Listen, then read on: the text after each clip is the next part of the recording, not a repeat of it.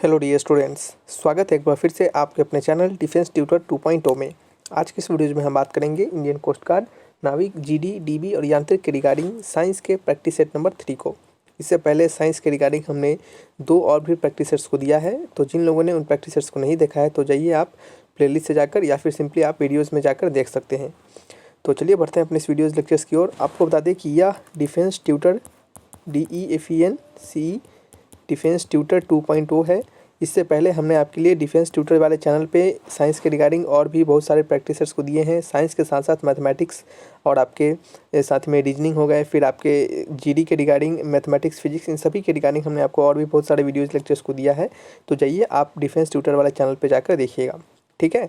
Simply आप जाके अपने सर्च बॉक्स में डिफेंस ट्यूटर लिखिएगा, आपको चैनल आ जाएगा, वहाँ पे जाके आप प्रीवियस सारे वीडियोस को देख सकते हैं। इस आपके डिफेंस ट्यूटर 2.0 में हमने आपके लिए अभी तक साइंस के प्रैक्टिसेस को दिया है, एक मैथ्स के प्रैक्टिसेस को दिया है, और भी आने वाले समय में और भी आगे प्रैक्टिसेस को प्रोवाइड करवाया जाएगा। तो चलिए बढ़ते हैं अपने इस वीडियोस की ओर। और आपको बता दें कि हमने आप सभी स्टूडेंट्स के लिए फ्री में प्रैक्टिसेस डिज़ाइन किया है, जिसके लिंक आपको डिस्क्रिप्शन में दे दिए गए हैं। तो आप सभी स्टूडेंट उस प्रैक्टिसेस को जरूर बनाइए, क्योंकि फ्री में प्रैक्टिसेस दिए गए हैं और प्रैक्टिसेस को बनाने से क्या होगा, आपके नंबर ऑफ़ क्वेश्चन ज़्यादा से ज़्यादा आपके प्रैक्टिस हो पाएंगे, ठीक है, जिससे कि आपको एग्जामिनेशन में मदद मिलेगा। तो आइए बढ़ते हैं अपने इस वीडियोज़ की ओर। तो पहले क्वेश्चन की ओर बढ़ते हैं। पहला क्वेश्चन से आप यहाँ पे देख सकते हैं। और स्टूडेंट वीडियोस थोड़ा लेट इसके लिए डाला जा रहा है, क्योंकि अभी इधर 7-8 दिन से ऊपर से तबीयत ठीक नहीं है हमारा, और लगातार फीवर लग रहा है। अभी भी फीवर है, फिर भी हम आपके लिए वीडियोस शूट कर रहे हैं, लेकिन प्रॉब्लम हो रहा है। आपको आवाज़ में थोड़ी सी अगर प्रॉब्लम आएगी तो उसको थोड़ा इग्नोर कीजिएगा, ठीक है। चलिए नंबर 1 क्वेश्चन को पढ़िएगा। नंबर 1 में लिखा जा रहा है कि when an iron nail get rusted iron oxide is formed. कहा जा रहा है कि जब आयरन नेल जो होता है वो क्या होता है, जब जंग लग जाता है तो आयरन ऑक्साइड फॉर्म होता है, ठीक है, सही बात है, आयरन ऑक्साइड फॉर्म होता है। तो गिवन ऑप्शंस को पढ़िए और बताइए इसके रिगार्डिंग कौन सा ऑप्शन करेक्ट है। कहा जा रहा है पहले ऑप्शन में कि without any change in the weight of nail. क्या अगर आयरन ऑक्साइड फॉर्म होता है तो आयरन के यानी आपका जो नेल का जो वेट होता है उसमें कोई चेंज नहीं होता है, या फिर decrease in the weight of nail, nail के वेट में डिक्रीज होता है, या फिर increase in the weight of nail, nail का जो वेट होता है यानी कील का जो भार होता है वो बढ़ जाता है। ऑप्शन डी है without any change in colour और वेट ऑफ द नेल। क्या उसके कलर और उसके वेट में कोई चेंज नहीं होता है। तो सबसे पहले तो ऑप्शन नंबर डी गलत है। क्यों?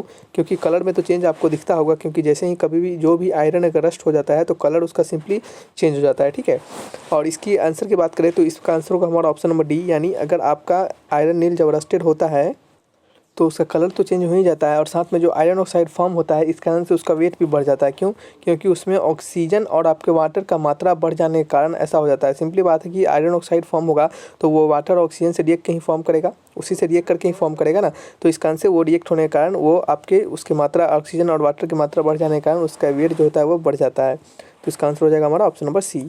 नेक्स्ट आपका है नंबर 2 क्वेश्चन। नंबर 2 में लिखा जा रहा है कि galvanise iron sheet having a coating of, ठीक है। कहा जा रहा है कि जस्ती लोहे की चदरे का लेप होता है। जस्ती लोहे जो होता है आपका गैल्वेनाइज आयरन शीट होता है, उस पर किसका कोटिंग होता है, तो उस पर जिंक का कोटिंग होता है। ये क्यों कोटिंग होता है, तो वो उसको रस्टिंग से बचाने के लिए कोटिंग किया जाता है, ठीक है। तो आंसर होगा ऑप्शन नंबर सी।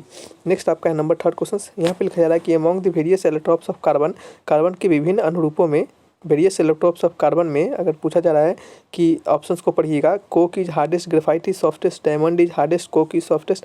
तो हमने आपको पहले ही बताया कि डायमंड जो होता है वो क्या होता है, सबसे ज़्यादा आपका हार्डेस्ट होता है, ठीक है।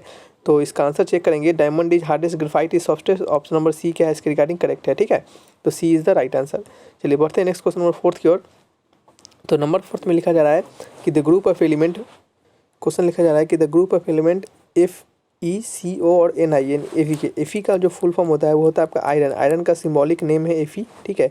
और CO का क्या होता है, कोबाल्ट, और Ni का क्या होता है, निकल, ठीक है। आयरन कोबाल्ट निकल, ये कहा जा रहा है कि मे बी कॉल्ड एज, इनको हम क्या कहते हैं, ठीक है।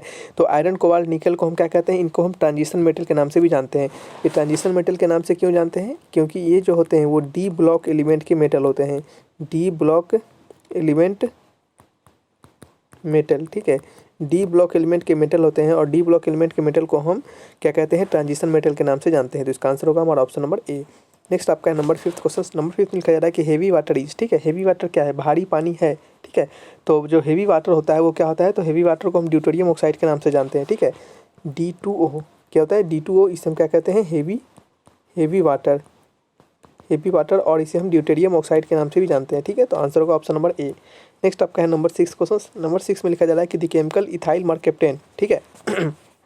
the chemical ethyl mercaptan added to otherwise odorless LPG cooking gas for imparting a detectable smell to the gas is compound। अब कहा जा रहा है कि जो इथाइल मर्कैप्टेन एक केमिकल होता है जिससे कि हम क्या करते हैं LPG गैस कुकिंग गैस के साथ मिक्स करते हैं, जिससे कि क्या होता है जब हमारा गैस लीक होता है तो ये एक अलग प्रकार का डिटेक्टेबल स्मेल देता है, ठीक है, जिससे कि हमें पता चल पाता है कि हाँ हमारा गैस लीक हो रहा है।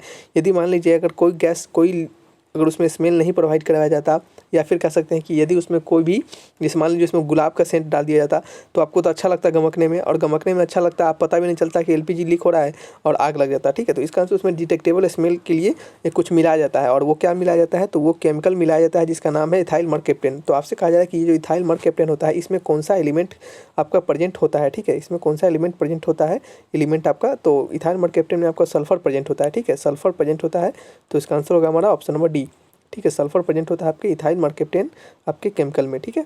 चलिए नेक्स्ट आपका है नंबर 7th क्वेश्चन। नंबर 7 में लिखा जा रहा है कि the element common to all acids, ठीक है, सभी अम्लों के लिए सामान्य तत्व है, यानी सभी एसिड में जो कॉमन एलिमेंट प्रेजेंट होता है वो कौन सा होता है।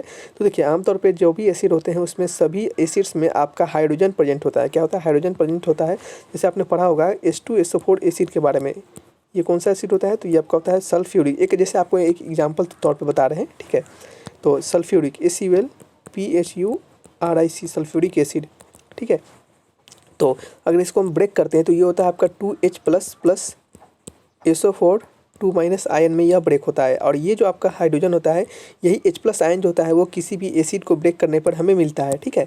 तो यही आपसे पूछा जा रहा है कि कौन सा एलिमेंट हमें प्रेजेंट होता है हमेशा सभी एसिड में लगभग, तो वो हाइड्रोजन एलिमेंट होता है, ठीक है। इसे हम क्या कहते हैं, इसे हम H+ आयन या फिर हाइड्रोजन आयन के नाम से भी जानते हैं, ठीक है। तो आंसर होगा ऑप्शन नंबर ए। नेक्स्ट आपका नंबर 8th क्वेश्चन। नंबर 8 में लिखा जा रहा है कि non stick cooking utensil are coated with, जो आपके नॉन स्टिक खाना पकाने के लिए बर्तन यूज करते हैं वो किससे कोटेड होता है। तो नॉन स्टिक कुकिंग यूटेंसिल जो होते हैं वो आपके टेफ्लॉन से कोटेड होता है। तो इसका आंसर होगा ऑप्शन नंबर ए, किससे कोटेड होता है, टेफ्लॉन से, ठीक है। चलिए नेक्स्ट आपका है number 9th question. Number 9th में लिखा जा रहा है कि monazite is an ore of, monazite जो होता है वो किसका ओर होता है, तो मोनाजाइट जो होता है वो आपके थोरियम का ओर होता है। तो आंसर होगा ऑप्शन नंबर डी, ठीक है।